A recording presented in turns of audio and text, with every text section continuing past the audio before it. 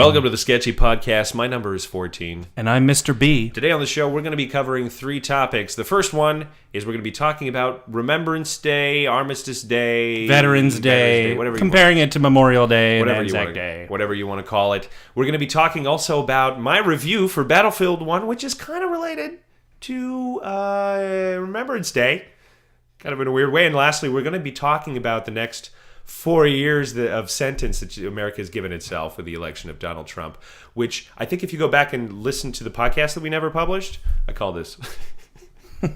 I swear. I totally called it. No, you can testify. I called it. At least during the night of, I called it. Show me the evidence. Show me the poll. Fine, whatever. But before we start, what are you drinking? What are you drinking? Well, today we just had it's kind of well, he had a little accident with it, fuck. Kind of topical, yeah. I did have an accident, but not that kind. Little spillage. Not that kind. I'm not at that stage of life yet. Soon. Even though we're Canadians, we are obsessed with the craft brew industry. No, we're obsessed with the circus of American politics, and we had a little party at the compound. And this is some leftover beer from basically election night party. I think we had leftover beer because the mood got very depressed towards the end of the evening. Yeah. Everyone was like, I'm just going to go. I have to go cry. See, this is why I wish I was almost a conservative, because they probably had a fucking blast that night, man. So I'm drinking hell of a blast. Some microbrew from the area here called Alchemist. I have 2 going right now. An India Pale Ale and a Scottish beer of some kind. Yeah, you know what I like about it? I like how it's, how do I say that? It's pretentious in a cheap way. Right. I don't know how else to Cheap-tentious. Yeah, cheap-tentious. Yeah. It's basically like saying like, ooh, we're so cool for making craft brew. And I've always thought, your beer's too strong. Too many notes. It's like a snob snobbing it. I don't know. Anyways. Yeah. That's what I'm drinking. You know that I've always liked my beer to be inoffensive, and that's what I drink. Inoffensive beer. And again, I'm back to the old Pabst Blue, baby. Okay, I think something's up. You and Donald Trump have some connection to Russia that you just don't want to admit. I know, right? But I'm hopeful that my connection to Russia is going to lead to peace and not some form of dissolution of other alliances. Have you heard Russia's on the line saying they would like to restore peace with our podcast? Yes, they want to restore peace and give us money. Give us lots of that. Give us rubles. We'll have rubles for days. Yay! But anyways, I drink it for the same reason I always drink it. It is the cheapest beer I can afford. And it is the least offensive, because actually there is 1 or 2 beer brands that are slightly cheaper. And by that I mean like 10, 20 cents. Mm-hmm. I mean, it's not... Who gives a shit at that point? I mean, you might as well be choosy, I guess. So even though you're going for the cheapest beer possible, you're still not willing to give up your Mother Russia beer. Even though there's one made locally, and it has the name of our city in its name. It hires Americans, though. It's just the profits go to Russia. So, you got to be divided about that. Right. Suspicious. The whole thing is suspicious. Whatever. But anyways, like I said, if it was free and if the beer was inoffensive, I would drink that. But we are not yet at that stage, ladies and gentlemen. We have no sponsor. As of now, while, the news has not gone out about the podcast, I think we get an average listen of about 25 right now, which is about 20 of those probably me. So I do appreciate you new listeners out there. Thanks, you 5 weirdos. You fucking weirdos. But you're the lucky ones, because you really get to tell people that you listened to it when it was that small again. I mean, this is now the third time I go and I just start anew and be like, all right, let's just start this podcasting shit. I remember what it's like to talk to like 3 people that you're podcasting for, but you're like, hey, I like these 3 people, so they're all right. Would you say you're an internet tastemaker? Tastemaker. No, I wouldn't say that either. I would say that the only gift I truly possess, it seems, and I can no longer deny it, is that I can talk you to death. That's what I can do. I can talk a human being to death. You put a me weird in front of superpower. this fucking microphone, and I can do hours upon hours of that shit. We even did that telethon, man, just to prove that I could do it. Wow, I'm still recovering. That was years ago. What year was that, actually? 2013? 2013, I believe. Yeah. Had live music. We had... This was before everybody was doing their old live stuff. I don't think that I'm a tastemaker. What I think is that I'm always... This at least I will admit myself of this. I'm always about 4 or 5 years ahead on any internet trend. I was ahead on freemium. I was ahead on social networks. I was ahead on podcasting. The only thing I was behind on is YouTube, because here's the truth. When I was working on my shit back in the old days, I was like, I want to own everything I make. I don't want to split it up with some kind of fucking arrangement that in order to make money, suddenly I can't really own that shit, and whoever I'm working with could kill my crap without really, ever needing to ever give it back, which is not cool, by the way. Yeah. But ultimately, you sort of have to go where people are looking for stuff anyway. Yeah, well, right? And I don't need to stay there forever because YouTube's not going to last forever. Well, in terms of like the sellout scale, probably being on YouTube is a lot less painful than publishing a book on Amazon, for example. Right? You give up less, you gain more. Well, I suppose the potential gains are higher on Amazon, but it's a different game.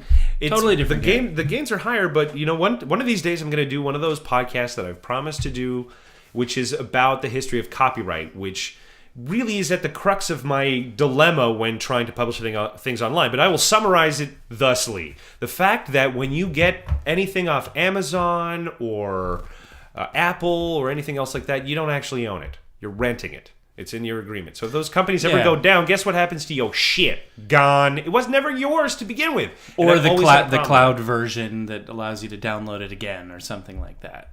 No, I'm referring. Even if you download again, you're renting it. Look, the ownership of that, what that is. The reason why you cannot sell it is because you don't fucking own it, bro. You get a complicated license that grants you the permission to put it on like a limited number of your devices. It's all very weird. Yeah, it's counterintuitive. Like a time traveler wouldn't understand it. They'd be like, "I bought that scroll. I bought that book, and I own it, right?" I feel sorry for the anthropologists of the future. Really. But in return, we've gained portability. Like so many trade-offs, even quality trade-offs, have been made in the name of being able to download things everywhere, stream things everywhere.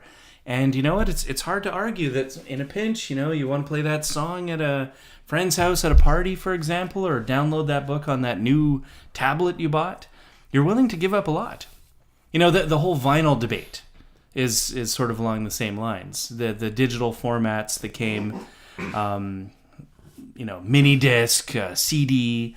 You could argue that MP3 is not an improvement of quality. It's really not. It's a super lossy, right?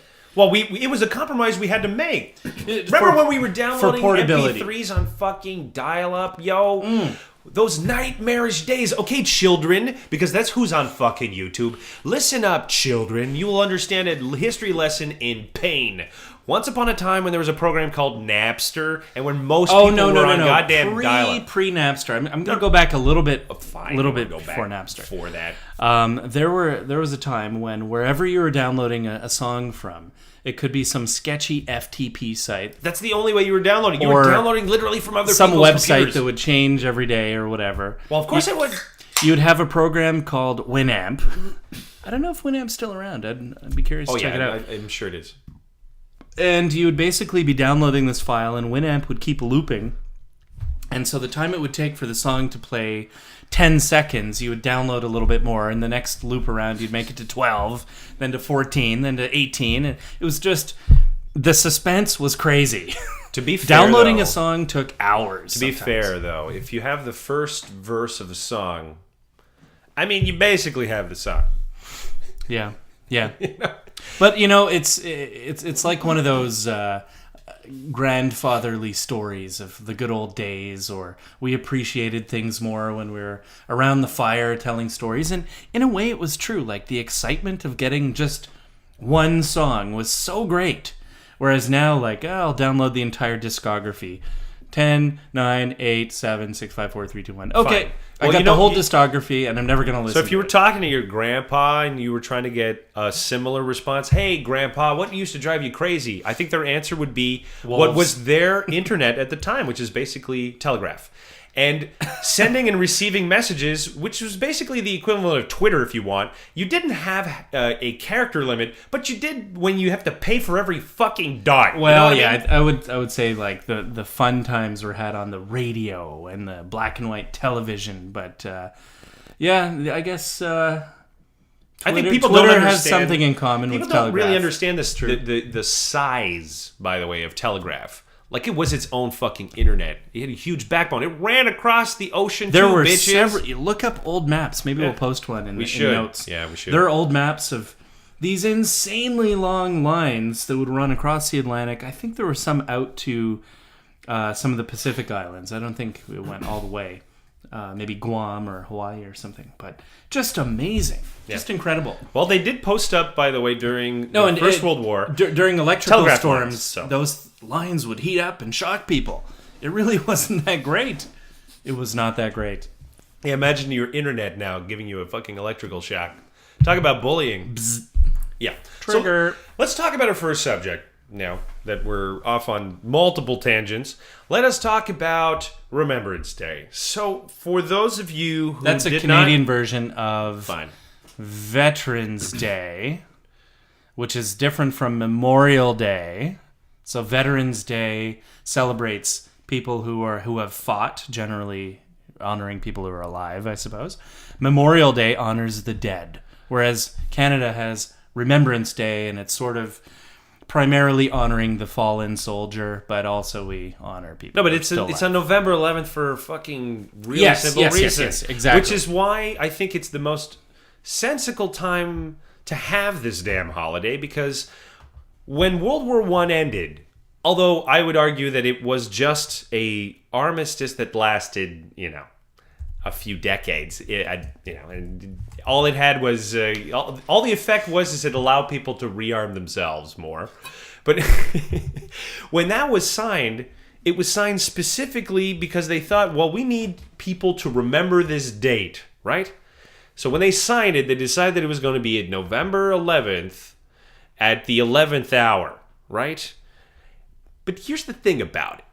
Now, there were many months where and the 11th peace minute. process, the 11th minute. where this peace process was happening. And when they signed that, many people knew that there was peace that was coming, but they were forced to fucking fight to the last breath, even though they knew that peace was coming, until the very fucking second. And there are thousands of people that died for this kind of useless shit so that you could remember. So when you're in that poppy, really what you're remembering, part of it is not just the war, it's also the crazy tragedy of how we try to even memorize our brutality. Like, we can't even get good at peace signing. You know what I mean? We fuck that up. We try to make it epic. Let's make sure it's on 11/11/11/11. Well, there's going to be 10,000 fucking soldiers that are going to die because of that shit, idiot. Signed between 5:12 and 5:20 in the morning.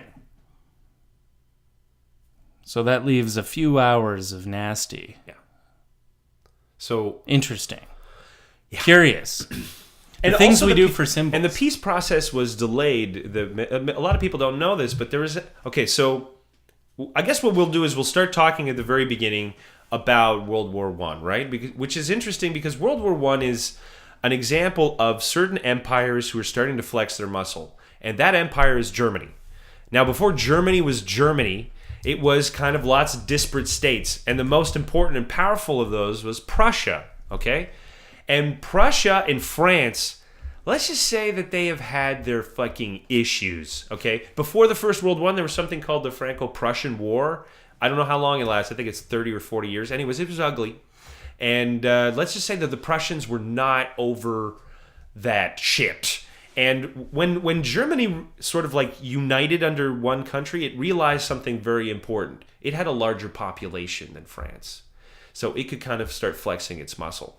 And what was happening, too, at the same time is that you have all these empires that are forming these kind of alliances together, right? The way they figure is the equivalent of their mutually assured destruction. If major powers ally together, there will be a balance of power, and then no one will dare attack each other, which is, the mutually assured destruction strategy that doesn't seem to really work in the long term, because there's always somebody that's going to say, you know what? I think I can win, and that was definitely Germany, okay? Now, you could say that the reasons for the war were like, oh, the Archduke was murdered. Well, for 2 months, no one gave a shit. No one cared, okay? It wasn't a big deal. It was just a really good excuse for two parties to go to war with one another and for everybody else to be dragged into it. But generally speaking, Germany decided to punch everyone in the fucking face because it's like, you know what? We're sick and tired of being the third-ranked superpower here because we think we can be number one. We think we can be top dog. And they had a pretty good strategy. They're like, you know what? France is, if we take Paris through Belgium, we're going to beat the shit out of them. We're going to roll right through. And so they do this. And they'd have huge success. And Germany is fucking kicking so much ass. They have better weapons. Their soldiers are more trained. And they have a purpose. Like, when you're a defending army, it's hard. Like, you're defending, man. Like, if you were in a fight and you're the guy defending rather than attacking, you'll be twice as exhausted. Exactly. So do you think there was anyone in France who saw it coming, or was it just so fast and so insane that they were constantly on the defense and never managed to get it? I can't comment about the political state of the people in France at that time, because I would say that my research isn't good enough to tell you that. But I think that what it comes from, again, is sort of Germany's feeling that it didn't get a lot of respect. Right. So they had that purpose. They had a universal drive. Yeah, they had a universal to get drive. It done, and they had the tools at the time, so they did it. And now you probably think at the time, like, ooh, those Germans must have been like probably anti-Semitic at the time. But if you would have actually tried to analyze the situation, you would have guessed that France was much more likely to be the country that would have had like huge anti-Semitic violence. I mean, before the First World War, there was something called the Dreyfus Affair, where a Jewish soldier was basically given a kangaroo trial. It kind of set up as a patsy, and half the country was divided about that shit.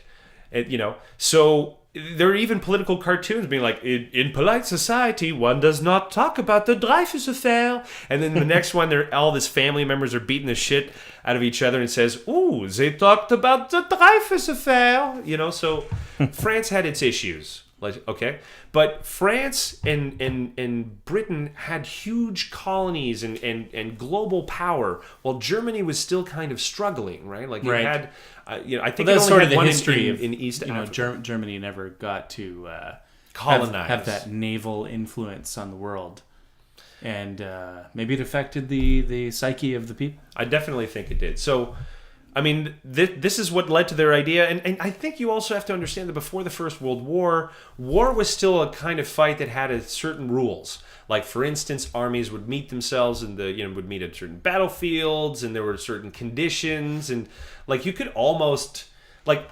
There was a coin flip. You could sit down and watch this shit. I mean, there used to be audiences that went to go watch these wars. Right. Like, the Napoleonic Wars had an audience, bro.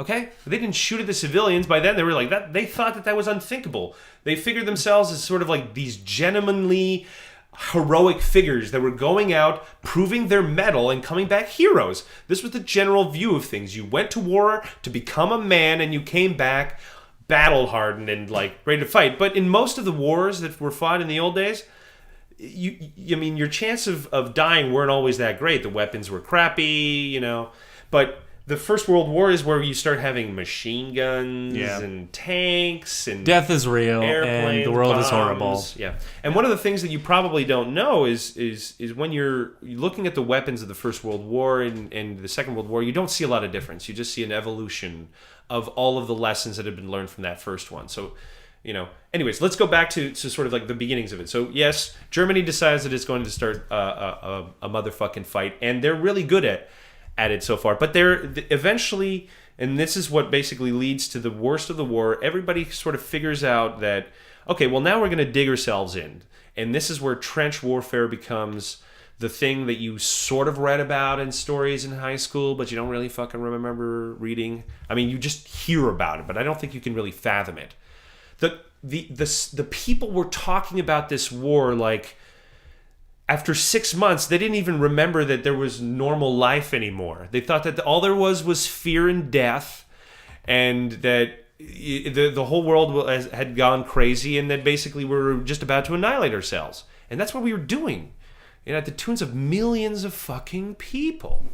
But so when the war starts, it's kind of like it gets messy really fast. So the hope is the colonial powers figured out that if they start to involve other countries, they might tie up the resources of their enemies and weaken the fronts that they're trying to conquer. So this is where we start seeing all of these other countries that get involved in these wars.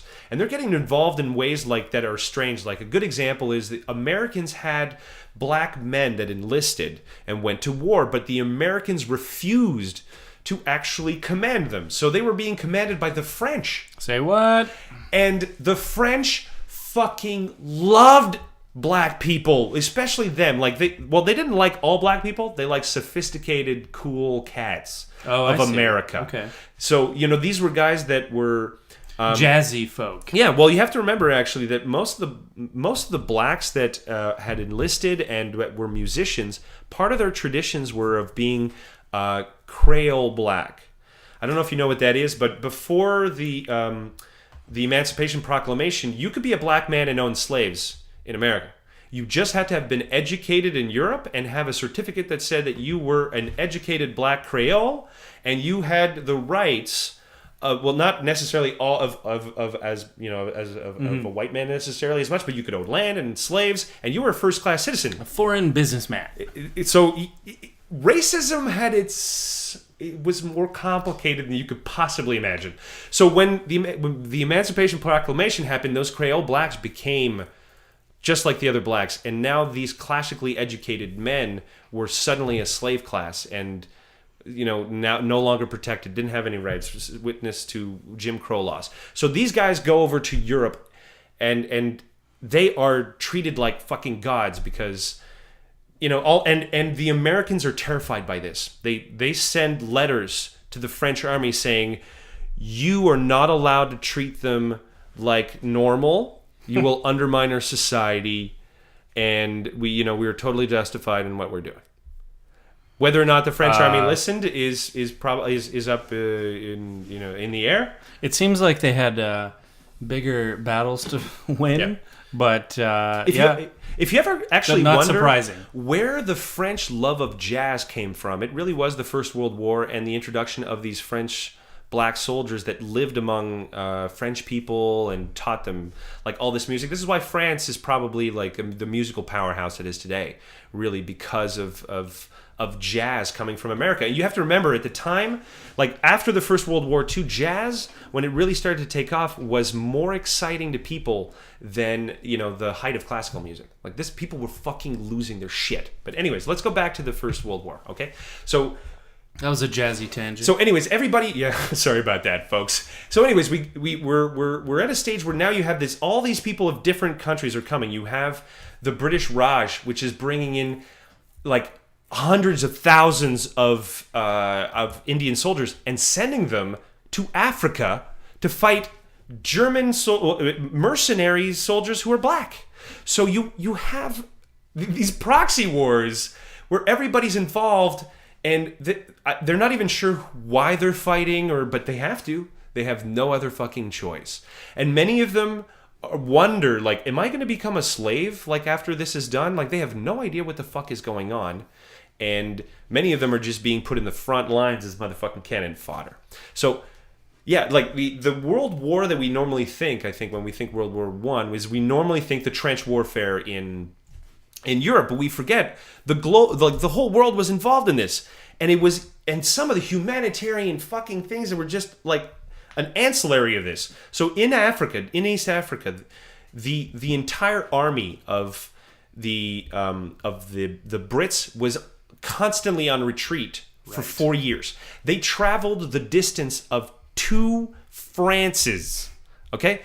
moving every fucking day. They were a size of about 3,000 being chased by an army of 10,000. And it was the most mobile war in human history. And in order to do this, the Brits hired 1 million African men to use as fucking pack mules, packing them with 60 pounds of weights and no shoes. Your odds of surviving... We sure are good at dehumanizing our brother, aren't we? Your odds of surviving were 1 in 6. The same as if you were a soldier in the fucking war. Wow. Yeah. Just exhaustion and breaking them ankles or whatever. And just like, they would drive them like motherfucking dogs, man. You think that just because they were paid, that they treated them good? Yeah, I don't think so. My God. And if you understand that in Africa at the time, like... The world wars were kind of isolated in the trench warfare. The soldiers themselves experienced most of the horrors, but not the population. But in Africa, because of the mobility of the war, every village was witness to fucking constant fighting, massacres, and death. Now, these villages don't have written traditions. They only have oral traditions. But what has survived and what we've gathered from anthropologists is that when they talk about this period, it is in biblical proportions. They refer to it as the darkness. Okay? 100 years ago, darkness descended upon our land. The pale faces came with their machines and monsters, and killed us all. Yeah.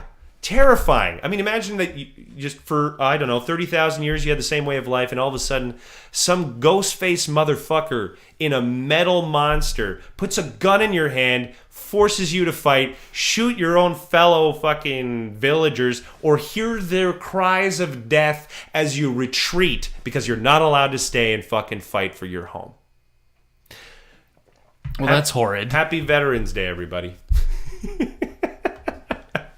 The more you understand about World War I and its conflicts, the more you just kind of like, oh man, it's kind of sick. It makes me sick. Society. I want to talk about the experiences of some of those black soldiers again. Let's go back to that. Because we're going to switch around a lot. Because their experiences in the war must have been something that they would really never forget. Because you have to remember that most of them had been living again in poverty, not allowed to own any land, or constantly terrorized by the Ku Klux Klan and so on and so forth, lynchings. I mean, at some years there were as many as 4,000 lynchings a year in the United States.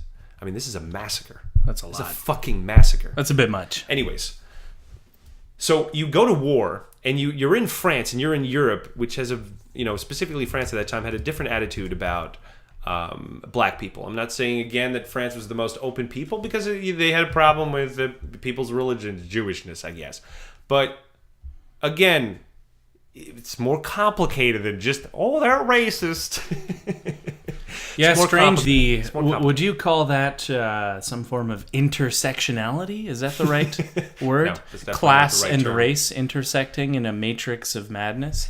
I think it's more that... Am I using that term? Yeah, definitely wrong. Okay. You're using it entirely wrong, and never use that word with me anymore. It's one of the most asinine words in the dictionary. But... Anyway, it was complex. It was the relationships were always complex, and it's not as though you can describe a country's feelings. There are people who make up a country. Their individual feelings is what matters. The same way that temperature isn't the average of it is the average of like all of these fast-moving particles, but it doesn't mean that some are moving wicked fast and some are moving crazy slow. That's a rather analytical analogy for such a sloppy idea. Sloppy idea. Usually it's the other way around. Analogies are sort of vague. I see. You know what I mean? Whatever. I mean, it's not good. Is that what you're saying? I feel no, like I'm just saying it's amorphous. It's not a criticism. But it's rare that the analogy is more precise, more precise than what you're trying to describe. You know what I mean? Yeah, but what I'm trying to describe is nebulous. It's racism and prejudice. You cannot be precise about that. That's the problem. But anyway, so these black soldiers, I mean, some of these guys get medals, and serious medals. I mean, there were these guys called... The best medals. Tremendous medals. The Harlem Hellfighters, which were known for having never conceded any fucking territory. Or, like, these were some of the most badass fighters. So imagine that you were given all these medals, you were fucking decorated. And one, your country not only does not want to recognize you, but there were many of those soldiers that when they returned home, they were murdered and lynched for wearing those uniforms. So you went to war, you fought for your country, and then you went back home and were murdered, lynched, because you refused to take off your fucking uniform and the medals that you had righteously earned. Talk about a population that wasn't ready for the next stage. I mean, you want to make a fucking movie that would outrage people? Just talk about the lynched soldier. Yeah, the lynched fucking soldier who was a god in Europe, who was a war. hip jazz man in France and a hero at war. A fucking worldly man who had seen hell and survived it. Right. And you go home and some fucking redneck piece of shit hangs you from a draft tree. dodger hangs you from a tree. Yeah, some guy who had never fucking dared to venture out of his home. If you want to be outraged, happy remembrance to everybody.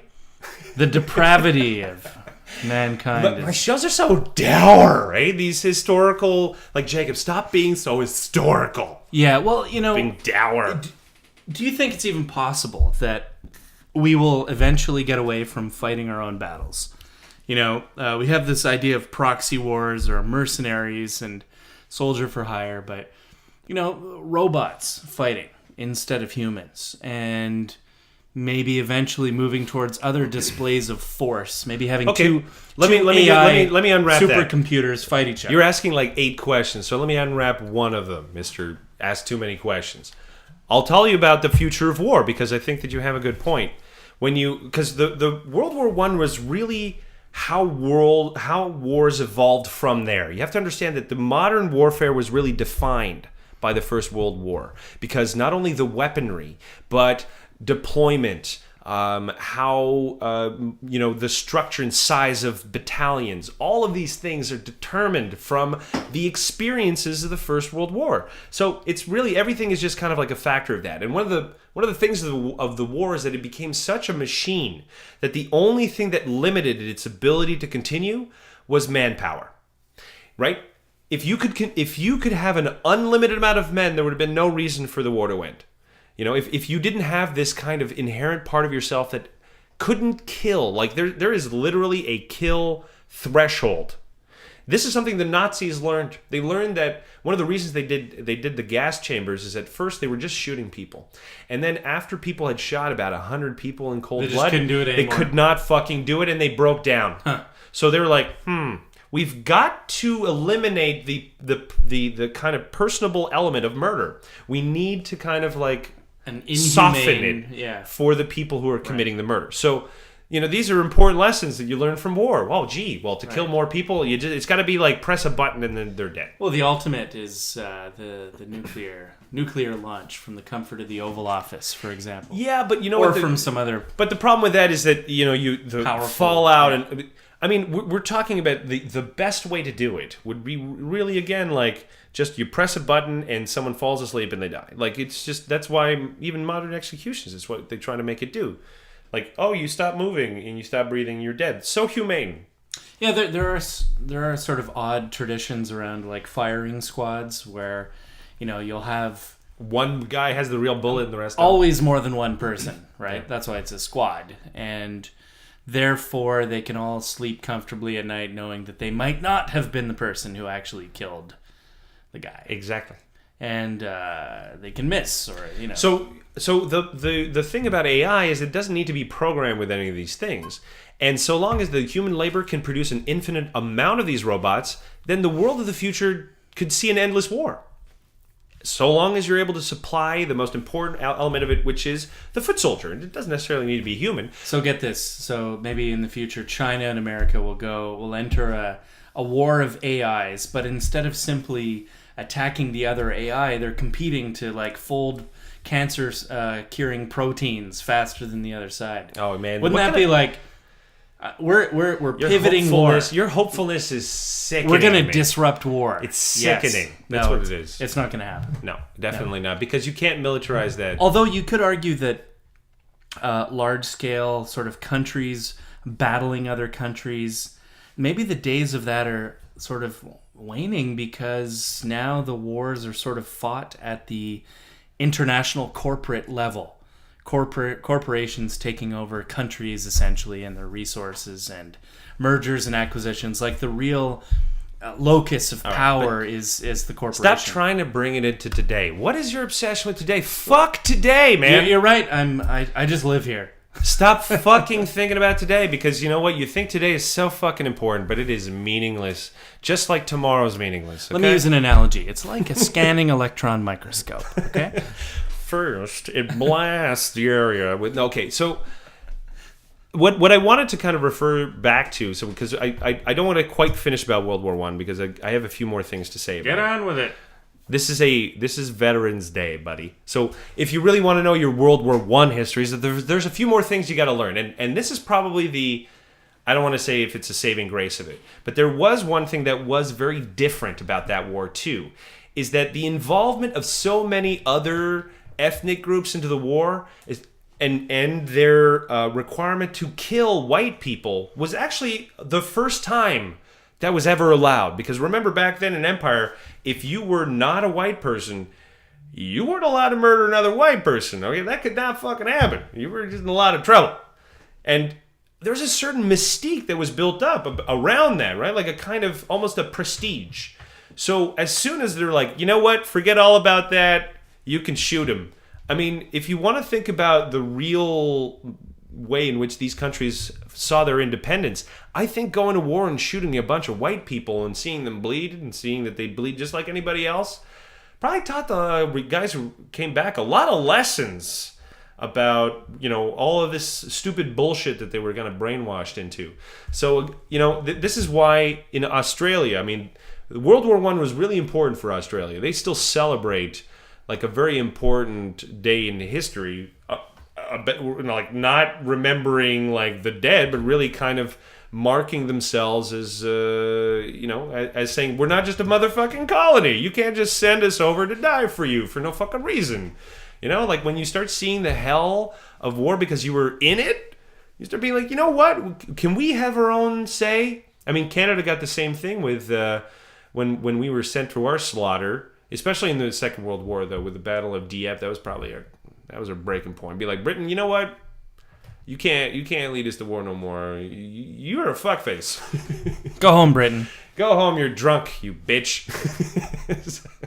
So, anyways, I guess that's my if you want my complete analysis, I could go on for fucking hours, but I won't. I mean, what I wanted to talk about is on a Remembrance Day. What we should probably think a lot about is the fact that the issues that make wars happen, I mean, they can happen for a number of reasons, and some of them just, when you look back at it, you're like, that seems like a stupid reason. Like if you could have told everybody that was about to sign up to war that the stupid propaganda that was being blasted, like, join up now, lads, and experience the adventure of war. Like you could have saved a lot of fucking people by being honest about that shit, by showing it for what it really was, which was just hell. Like the testimonies of people that were there and came back, like, you didn't come back normal, all right? Like some of those stories, like the story that stuck with me when I was a kid was one soldier who said that the only way to deal with all of these dead bodies in the trenches that you couldn't bury and they were constantly fucking staring at you and were slowly sinking into the ground like quicksand was to play jokes, was to have fun with it. So like if a hand was like sticking out from the mud, you'd like shake and be like, good day, sir, and try to get everyone to laugh because it was the only thing that could make you feel human again. The only thing. Playing with cadavers, because that's the fucking best thing you can do. Oh, man. Happy Remembrance Day, everybody. Tapping into our darkest lizard brain. Wear a poppy, and then you'll do your part like anybody fucking remembers. And you know what? People who mostly wear that, it's to glorify the military most of the time. It's to say, good job killing. And you're just like, I don't know about that. I think many people, at least our age, I suppose, had a grandfather or a great-grandfather. And it was more like out of respect, whatever that means when you tell a child do something out of respect. Yeah. Right, but... it would be better if they kind of understood the very... But maybe it's like, what else are you going to do? Like, there are so many people died and so many families were affected that... Now you're back to normal life, and you can't just forget that horror. Sure, a little poppy on your lapel is just a symbol, but what else can you do? No, I know. I think that once a year, you should just see some fucking footage of the trenches. You know what? Just watch that shit. Maybe see what human beings do to each other. Maybe it is worth, upping the shock value a little bit. Maybe scaring people, because go a few generations where there isn't a major war or a draft or something, and people will forget. Mm-hmm. And they'll be more willing to wage a new one. And they'll probably romanticize it.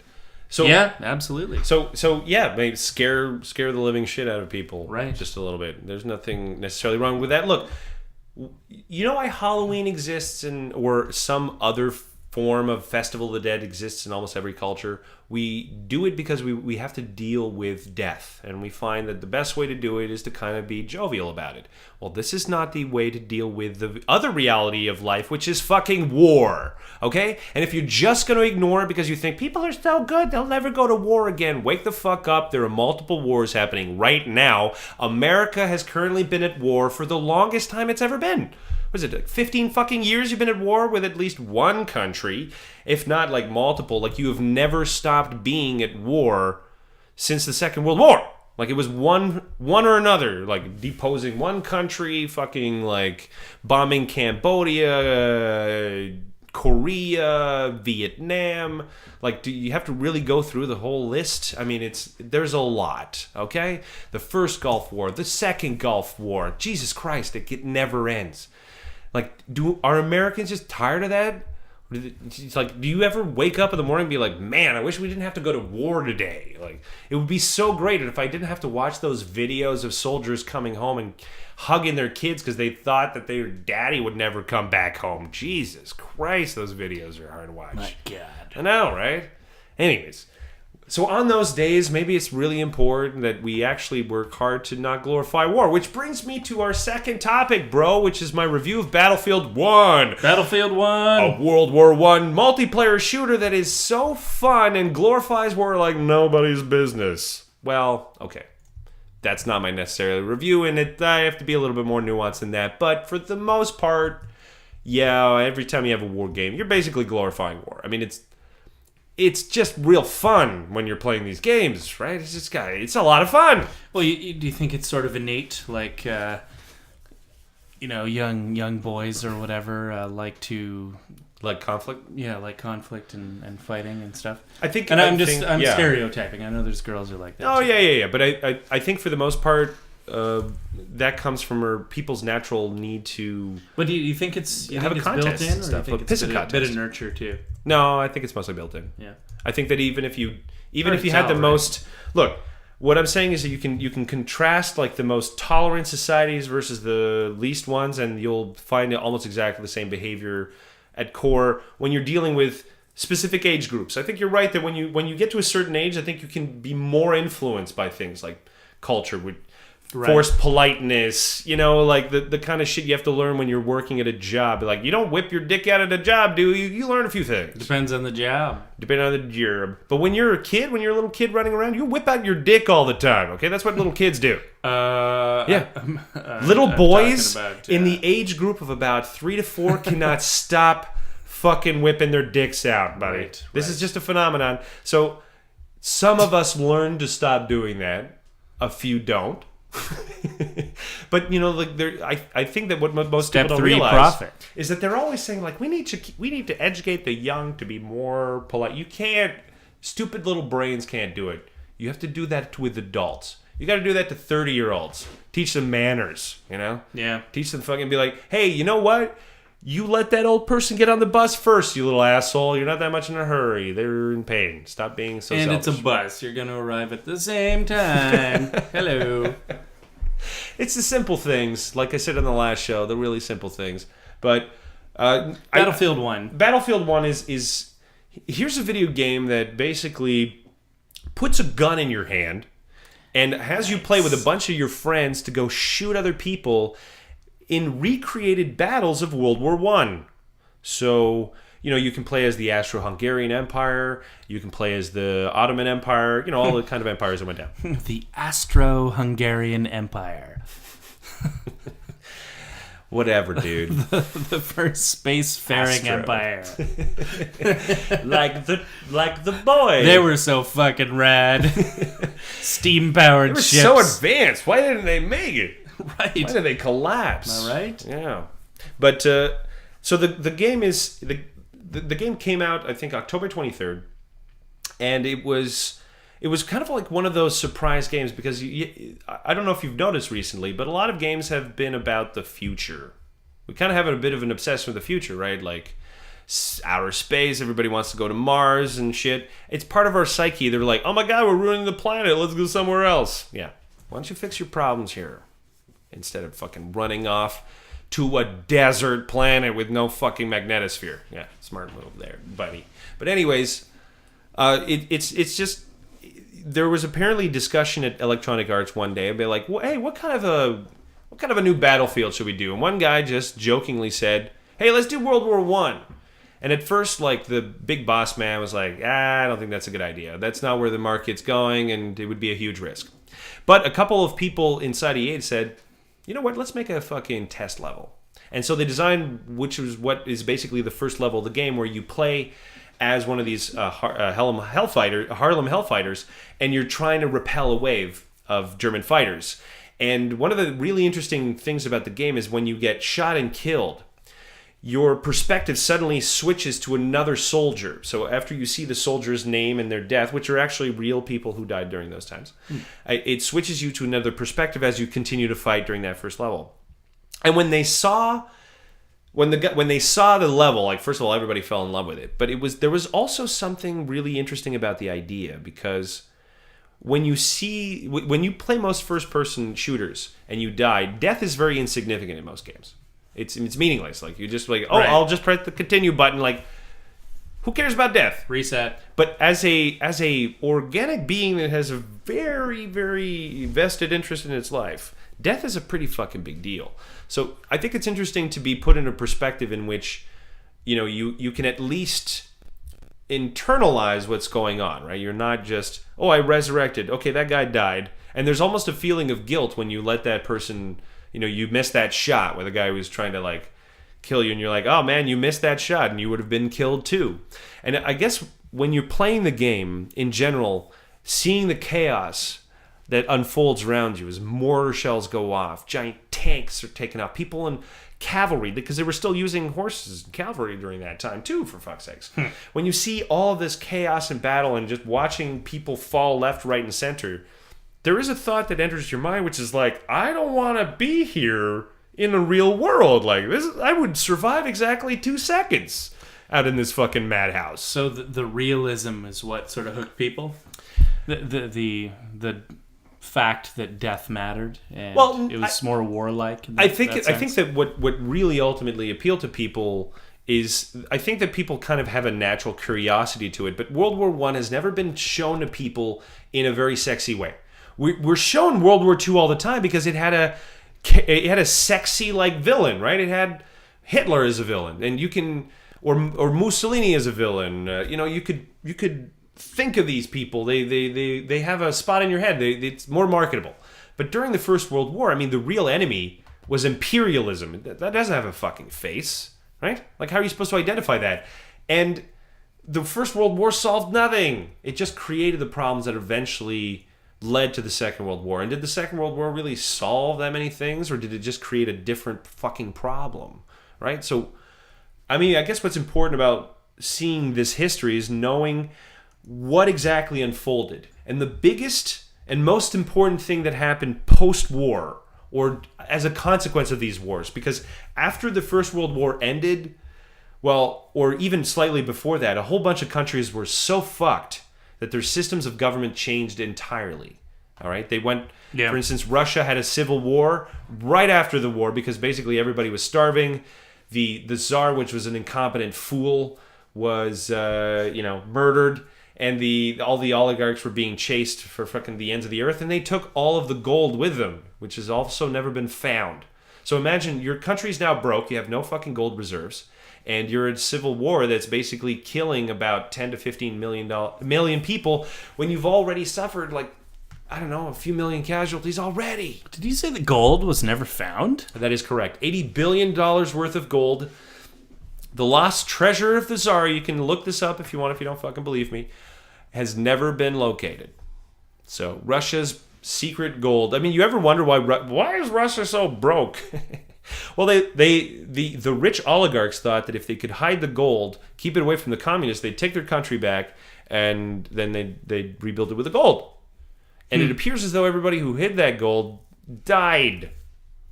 So, anyways, which is why I've invented a little story. One day you'll find out what that story is about. But yes, I love the little bits of history like that where you can just make a sexy, like Indiana Jones-like story around something like that, right? But say, hey, Indiana Jones can be interesting if it's, in the First World War. Like I said, the First World War is a lot more interesting than you possibly think. Like a good example of just a quirky little fact is that the most multicultural place on the planet during the First World War and was in Belgium. It was a military town that was just kind of to supply and build the majority of British tanks, which were built by Chinese people. And the British had hired like hundreds of thousands of Chinese to fucking build their tanks and do all kinds of labor that the soldiers didn't want. I mean, they didn't just hire Chinese. They hired all kinds of different groups. And suddenly these people were living in a town that had previously had like maybe 8,000 inhabitants, and suddenly there was 100,000 of people that were from different cultures. I mean, suddenly the people of that town were a minority. And they found out a lot of interesting things about cultures that at that time were the most alien things in the world. I mean, remember, you didn't have fucking TV or whatever, and you see an Indian person for the first time. And apparently, I mean, they were all friendly, but they would look through windows inside people's houses because they were curious too. They'd never seen how white people lived and shit. I mean, that's how it was back then. I mean, all the horrors of war, sure, but it also kind of opened up a lot of fucking eyeballs about the rest of the world suddenly when they were all smashed together just in one fucking little odd, violent time frame. World's worst meetup. What was really hilarious too is at the beginning the Chinese people thought this war was hilarious. Every time mortars would go off at first, they were all clapping and laughing. They didn't know what the fuck was going on. They were just hired to do some work. Like they were in China, they're like, oh, they need laborers. They didn't know it was World War I. They didn't realize, like, oh yeah, those mortars could kill you. And after a few deaths, they were a lot less jovial. But that's the weirdness of it all, dude. I don't think the weirdness is really even kind of finally set into people about, like, a whole world went to war. Yeah. Kind of fucked up, right, when you think about it? It's a bit fucked up. That's really fucked up. And then they dragged the world in it again, like, just a decade and a half later, like, or 2 decades later. So I mean, that's just messed. Imagine only a 20-year reprieve from like the worst conflict you've ever experienced in your life, followed by a horrible plague that killed as many people as the war killed. Like 1 in 10 of like most of the people. Like you would know at least 2 people, 2 of your friends would fucking die. Like boom, just like that. You like war? Well, here's a plague. Why do you Cursed. Why do you think the 4 horsemen of the apocalypse are the consequence of war? Right? You have famine, pestilence, is it disease? Yeah. So, I mean, like, yes, you have famine. I mean, and that's one of the things, too. When soldiers were talking about their experiences during the war, they couldn't believe how much devastation they were leaving behind. They were burning down farms and things like that. They were like, we are leaving behind death. When we are gone from here, people will die because of what we've done. Fuck. Yeah, terrible. Yeah. So, can we even not fight each other I anymore? hate to bring it back to modern times, but like, why war is still really shitty. War would It's be just worse. World War I, and now is like distant enough that I guess we sort of have to rediscover it. More than 100 years, dude. Right? More than 100 years. And, I mean, I hope that most people who are playing Battlefield 1, because, like I said, it's a hell of a fun game, and I'm having a great time with it, I hope they don't seem to glorify it too much, but here's the bad news. So my experience so far playing it has made me realize that a lot of people, because one of the options you have in Battlefield 1 is you can make your own little image for your own badge. And the amount of Nazi symbols, KKK hoods, and that kind of shit that I've seen right now, man. is unacceptable. It's on the rise. It is on the rise. You know, you thought it was funny when I was writing that script, remember, Under Fire, where I was going to tell a story about this soldier who comes back home and his town has been overrun by a bunch of KKK dudes, and you're like, I think everybody looked at me and be like, that's not really believable.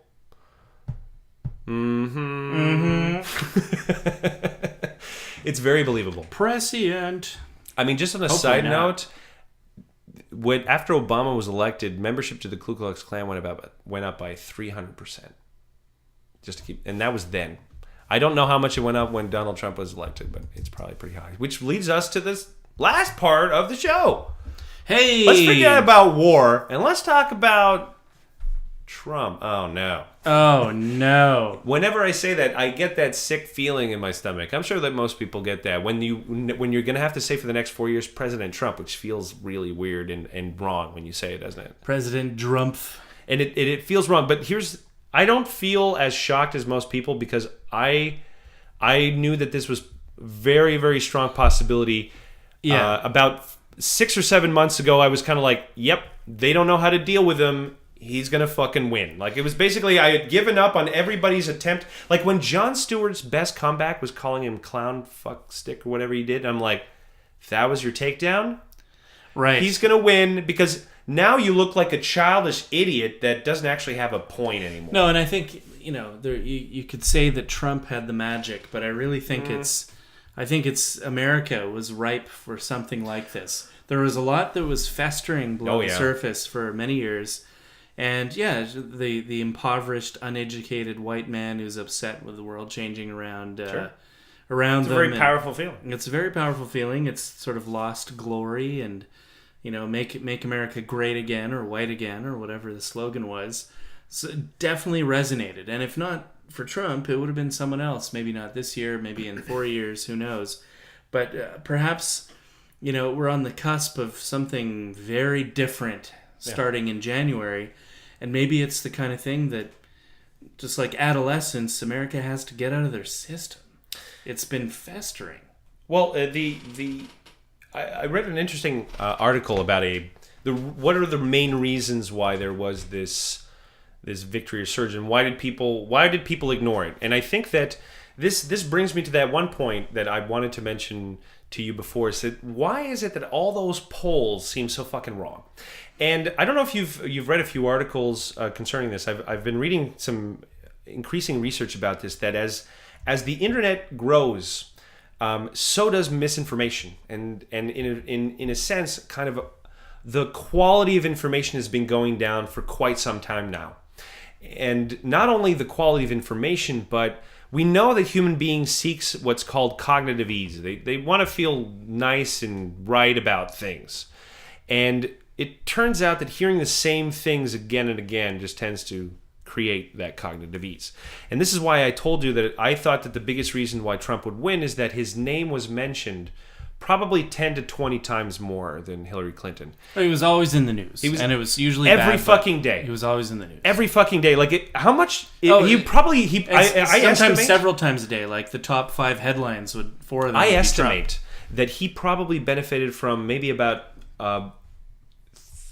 $100 billion of free advertising, like conservatively. Like, I know that sounds like a ridiculous number, but if you had to pay for that coverage every day, that much exposure for 10 months, it would cost a lot. It would cost at least $100 billion. Right. Okay. So my issue, and this is why one of the main reasons why I wasn't even recording a show and I didn't want to put anything up is that I did have strong opinions about Donald Trump, but I didn't want to ever really mention his name during the whole election process, because I was like, every time you mention his name or tried to profit from it, you were actually benefiting him.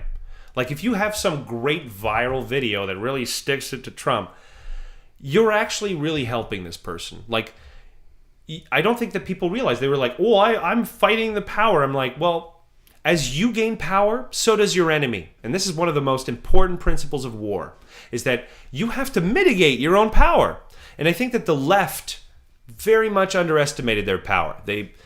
What they didn't realize is that all of the gains that they had made, their safe spaces, their trigger warnings, what that had done is that it alienated the middle Yeah. And it had inflamed the right. So all these tiny, insignificant, meaningless victories that they made Right. only assured they were their false defeat. victories, basically. There were maybe some were real progress, but it seems like much of it was just relabeling and shifting around of forces on the left. But it's also a very poor understanding of power dynamics, because let me give you an example of why you should not feel too frightened about a Trump presidency. I'll later tell you some of the things you should be frightened of, but I'll tell you the good news first.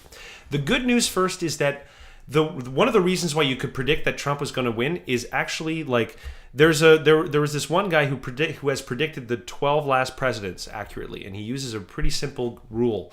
One of the rules is like, okay, is this person like really famous, or are they like a war hero? Has the Democrat been in power for a certain amount of years? And all of these factors, like the most important one of them being like, how long has there been a Democratic president? Yeah, there's certainly a pendulum effect. There is, and it's unbreakable. It has never stopped. Like, this is just another sign of it, right? You had Bush, you had Obama, and now you will have probably, and I'm so sorry to say this, guys, 8 years of Trump. I'm so sorry, but the odds of, like, the only time it got broken was with George W. Bush. And that's actually because George W. Bush, his policies were too moderate. Like, he did raise the taxes because he kind of knew math, and he realized that you couldn't just make shit up. But unfortunately, that was very unpopular. So it's better to just incur debt, which is what every single Republican presidency creates. It's a massive deficit because they reduce taxes and things like that, and they try to like ride that golden ship, but they can't even redistribute any of that shit. So their people end up getting more poor and frustrated and deciding that they need to switch. I mean, it's just switching back and forth. It's like a hot potato. It's sort of sad. Like the oscillation or the heartbeat that keeps American democracy going is the balance of the two parties, and maybe that has to happen too.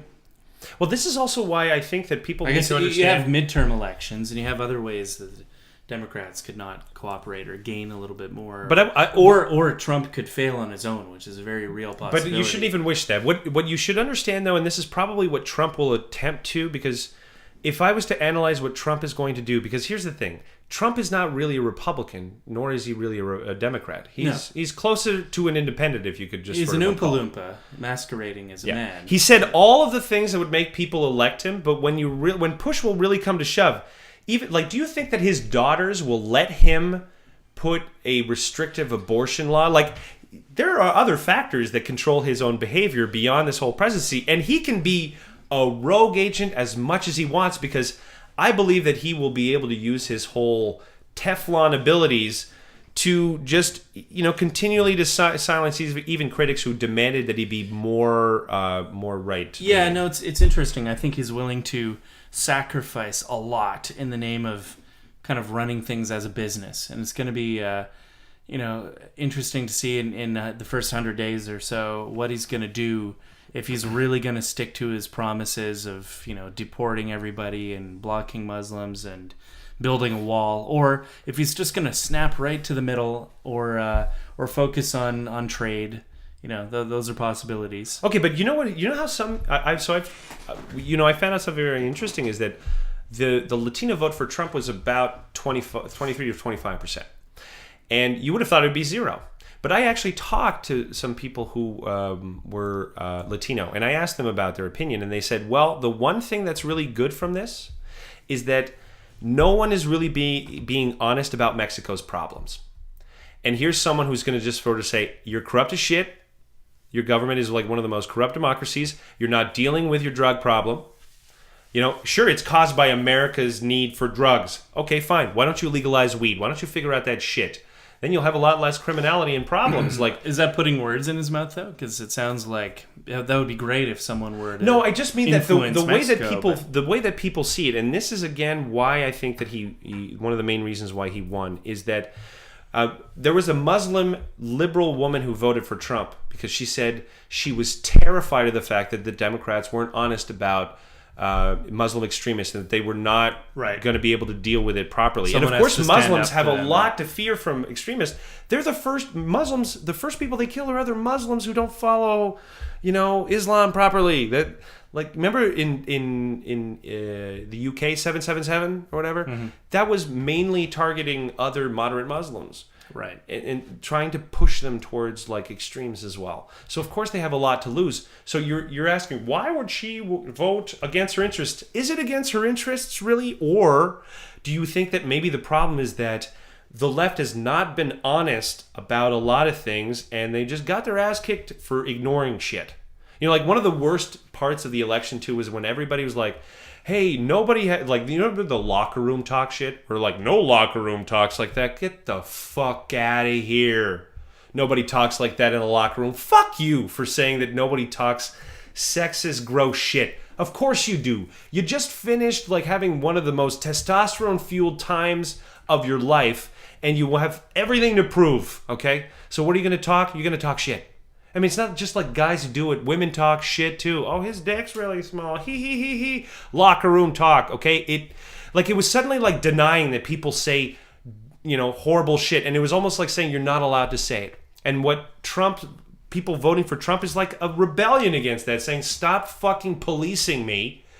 And you know what? If the left had just focused on really the important stuff and learned that the most important way to make change isn't by moving towards an extreme, it really is always through this moderate approach. Because remember when I said that the stronger you get, the stronger your opponent gets?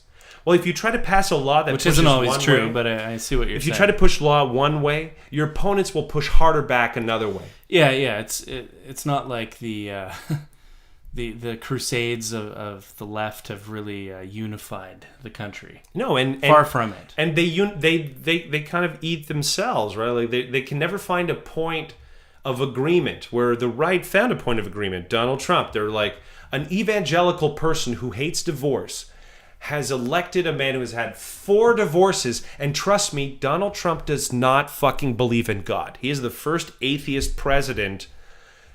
I mean, maybe if he believes in God, that he probably thinks he's it, but do you think that this man has ever prayed?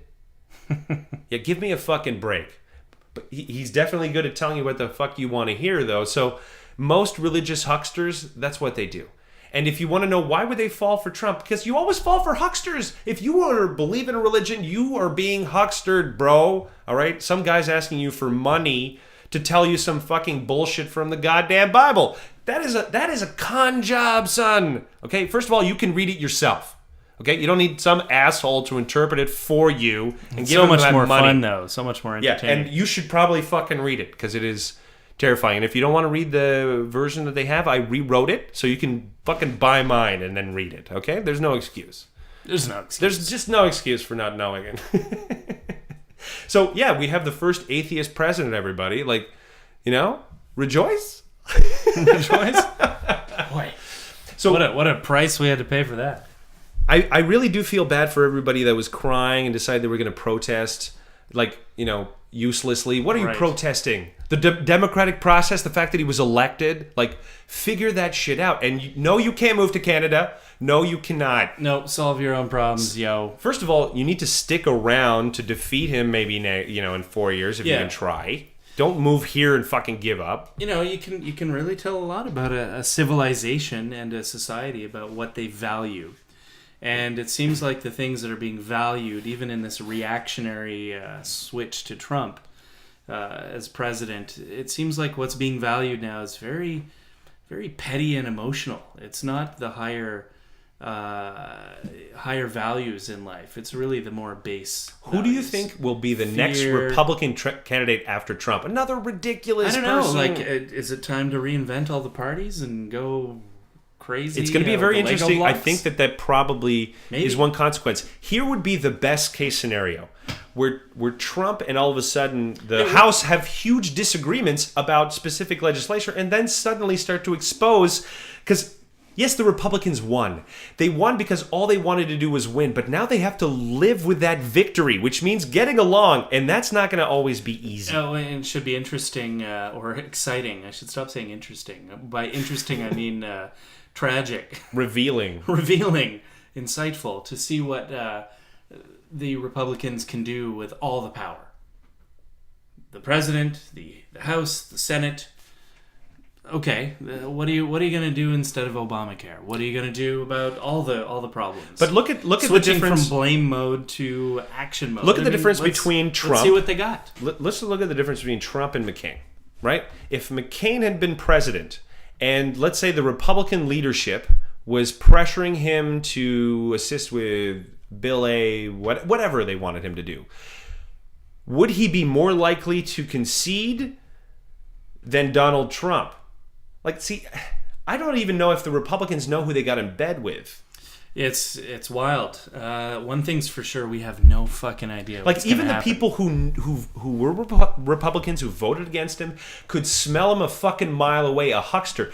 Here's what I think. A secret Democrat has fucking tricked your dumb asses. And then whenever there's going to be bills that he has to sign that he kind of doesn't agree with, he might just not sign certain executive decisions that you really want him to do. You know, like, I think that at some point...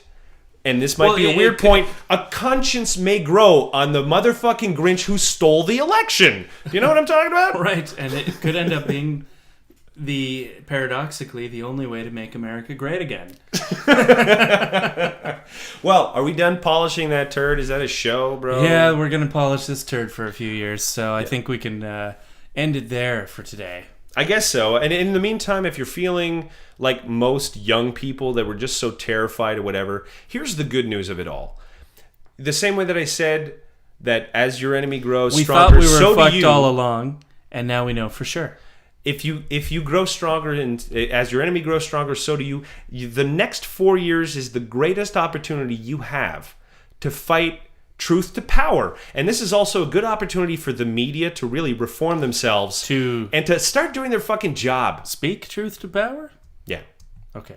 So once you realize that, look, if Hillary had won, you would be so disengaged from the political process that it would actually be almost not worth it. Right now, what you have to do is, if you really care about it, then you realize that, hey, at least now you've got reason to fucking wake up in the morning. Best case scenario, the left wakes up and realizes what they thought were victories were really just local maxima and in a big cesspool of surprisingly anti-open thought, anti-free speech. I mean, who are the intellectual giants on the left these days? Okay, they've all retreated into their. But keep this in mind shell. too. Like, is it not true that because I read some of the things that Donald Trump's presidency was planned, and part of it is like, we will give more states rights.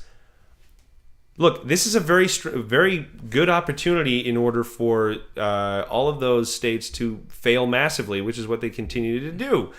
And all y'all sort of like country, sort of like, or city folks are going to be just fine because they're not going to fucking touch you with a 10-foot pole.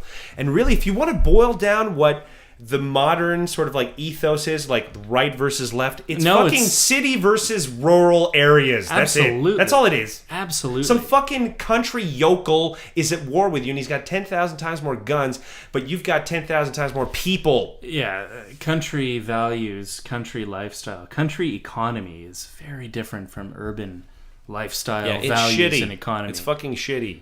Like, we can trace down that the quality of life significantly improves the larger the city you live in. We haven't really figured that out, have we? I mean, more people are moving to cities than ever before, worldwide. But we need the country to produce food, at least for now. So, and maybe other jobs, oil exploration and others for now.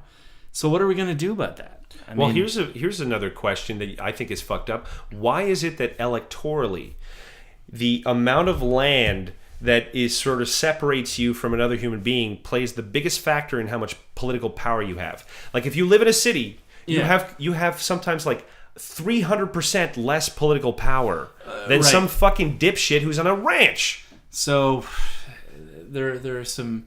That's a good topic for another show. Yeah, I guess so. I mean, there are historical reasons when a new country is being founded, why you don't want to completely screw over the Wild West or the territories that are focused on expansion because they really start off with no population. But does it make sense in the modern world? I mean, what about just a popular vote? What about voting for issues instead of people?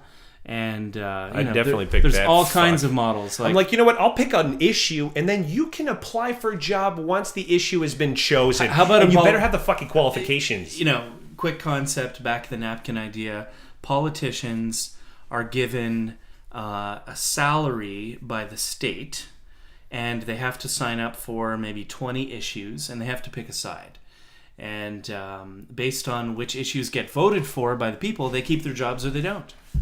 I don't know. It's a different model, you know, voting for issues instead of people. It's a dirty napkin. It's a dirty napkin. Yeah, to be. I ran out of toilet paper. Yeah, you better be mulled over there. But look, surely there is a better way. Maybe it's voting in an AI. Well, this is the thing that fucking pisses me off. Like, we always make this joke. Democracy is the worst form of government except for everything else. Okay, why do we give up? Like, why do we were like, well, we're satisfied with that shit. Well, we already know that something better might exist. So why did we fucking give up? Try some radical experiments that are humane, and let's move this forward. Yeah, like the great thing about the whole planet is that the whole planet doesn't need to adopt a kind of experimental economic system. We can kind of like try a piecemeal. I'm pretty sure there are other solutions to this equation of, you know, respecting human rights and letting people be prosperous and being entrepreneurs. Like they're the electrical college.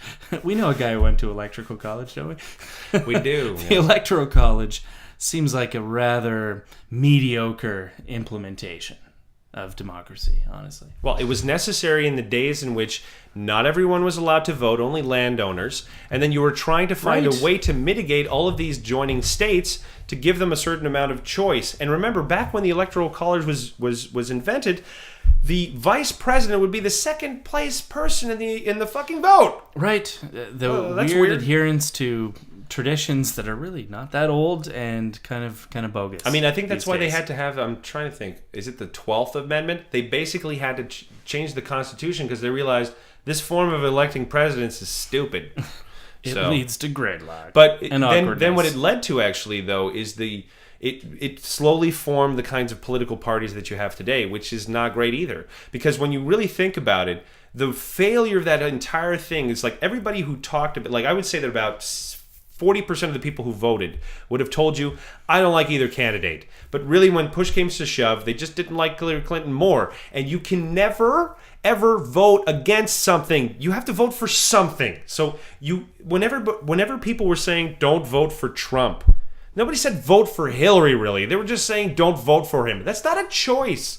There's no vote Trump on the fucking ballot, okay? It's not an electoral fucking cog in your brain that's going to get fucking fired, all right? Yeah. So, I mean, that strategy was so stupid that they should have seen that a mile away. And stop, for the love of God, living in your own bubbles. If you're one of those fucking people who's like, I block people on Facebook that I don't like and I don't agree with, then you have just destroyed a wealth of information that is contrary to what makes you feel good at night. But you should probably be aware of it, you know? Always know what someone else is thinking. Don't just live in your own fucking bubble. Right, and you know, if really everyone has something at stake, every citizen has something at stake with an election like this, and you're not happy with how things are panning out, then you sort of have to work with the other mindset. You have to work with the other side and engage to figure out some new way to do things. Well, here's what was interesting about America, I think, ultimately, is that when you compare it with Greek democracy, right? The Greeks they approached democracy the same way that the early founding fathers did, where they were like, you better be rich to fucking vote. Because they were afraid that if you let the poor people vote, they would just kill the rich, right? They would just vote the rich away. But Aristotle actually came up with a really good solution to that. He said, why don't we implement a form of welfare? Then we'll give just enough to the poor that if they'll continue to vote for us because we're supplying them with this. But they didn't dare try because it was too risky. Well, America tried, and it turns out that it fucking worked great, that as long as people were just happy enough, they would never vote against the rich. And America topped that shit by saying, we could create this worldview where you think that the rich care about the poor. Like, they think that a billionaire is going to solve the problems of the poor. That's a very interesting idea. Also, the idea of being able to ostracize politicians who you thought maybe got a little bit too powerful for, I think it's 10 years or something. Well, do you know what one That's of incredible. Trump's proposals was? It was to sort of make it that there was a term limit for people in the House. Mm-hmm. So there is some shake up going on. Drain the swamp. Trump style. And that's just the beginning. I don't know what he's going to do to these institutions that put him there, but I don't think they're going to like it one bit. And honestly, it's going to be a disaster. But look, America's gone through worse disasters than a Trump presidency. So you can sleep at night thinking the world's not going to end. It's going to feel so weird for like the next 2 years saying President Trump because his name is basically a joke to you. Like he's a reality TV star. Like as far as everybody concerned. That's the reason why Trump is still rich. If it wasn't for that fucking TV show, he would probably be bankrupt and broke. What about these court cases coming up? I guess we'll have to monitor the situation. Dude, he can pardon himself. Sweet. The power of the presidential pardon. Which, oh my God, like, you know what, we're going to do a show on just presidential pardons, dude. Pardon me. Yeah. The amount of pardons that happened in the last fucking 2 weeks of a presidency will tell you a lot about a goddamn president and all the favors that he had to sort of like pull. Skeletons. So forgiving them motherfucking skeletons. Yeah. Do you know how many mobsters got sort of like forgiven and all this kind of sketchy shit? Oh, it's awesome. All right. Next time. All right. Well, with that, my number is 14. And my number is B. That's not a number. Actually, in math, it's probably a number. Is B a number in math? It is. There you go. I knew it. All right. Go fuck yourselves, everybody.